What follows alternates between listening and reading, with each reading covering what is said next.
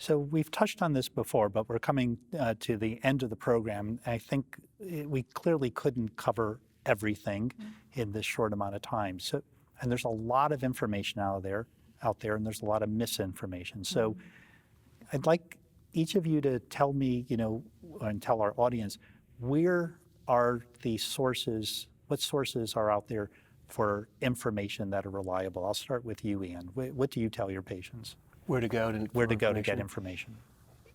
Where not to go, maybe. Yeah, I think some of the more mainstream venues, such as the LLS, the Leukemia Lymphoma Society, the CLL Society, which is a dedicated group toward CLL, and you're going to get very accurate information there.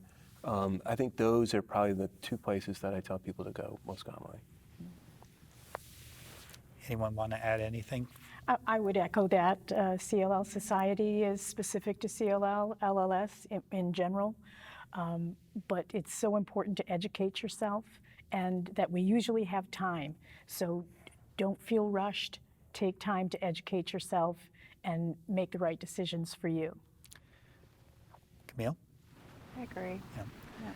So I always like coming back to the point that, the doctor means teacher, and the most important thing that we can do as physicians is teach our patients what we know about the disease, what to expect, the treatments, and every cancer patient deserves the time from their physician and the physician's team to get that.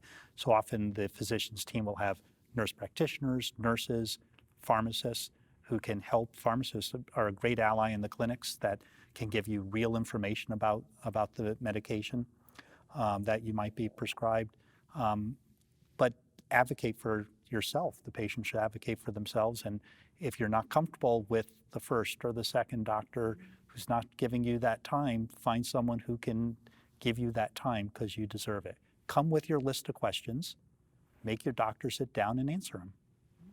So, but that takes a lot, and patients have to advocate for themselves. You were lucky, Nathan. You're a nurse. You asked for that CBC because you knew. Most of our patients don't have that education. So it can be a challenge, but our patients should feel free to advocate for themselves as well when they see their physician. Well, this has been extremely informative. Before we end this discussion, I'd like to open up the floor and ask each of you to provide some final thoughts. And I'll start with you, Ian.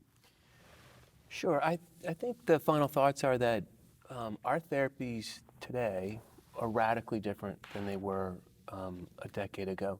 And frankly, they're different than they were a year ago. We're now looking into new combinations, new regimens, and I think tomorrow they're going to be even better than they are today. And so I think the thing I'd like to leave people with is there's tremendous hope in therapies for this disease. Completely agree. Nathan? Pretty much what Dr. Flynn said. It may sound bad, but I'll tell people that if you're going to have CLL, there's never been a better time. In 10 years from now, it's going to even be better. The person that was diagnosed 20, 30 years ago had hardly any of the options that we have today. Lisa? I think if I want to, just for a second, focus on the caregiver, that it is important to support the patient and be there for them, but it's also important to remember that you have feelings about this too. So finding your outlet and your coping mechanism is really important. I know self-care is a really big buzzword right now, but it is really important to make sure that you're emotionally and mentally able to be the best person you can be, so that you can support your spouse or whoever the patient is. Camille?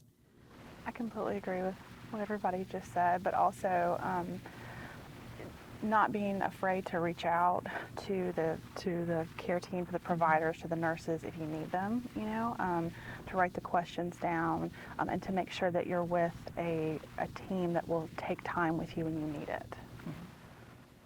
I would say educate yourself, and this is not a death sentence. This is, we're so fortunate to live in this time with these advances in medication, and live your life. Don't forget to live your life. So I'll ask myself, I'll add one final comment, and it kind of piggybacks on what I was saying before. Your physician, your oncologist, and that team is there to educate you about the disease.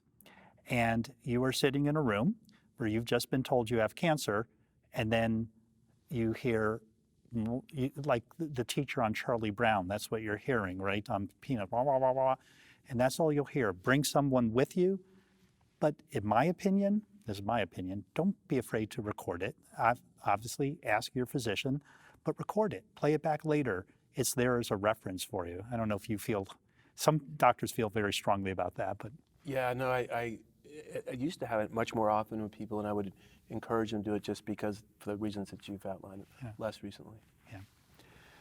Well, thank you for your contributions to this discussion. On behalf of us all, we thank you for joining us. We hope you found this Cure Connections discussion to be useful and informative.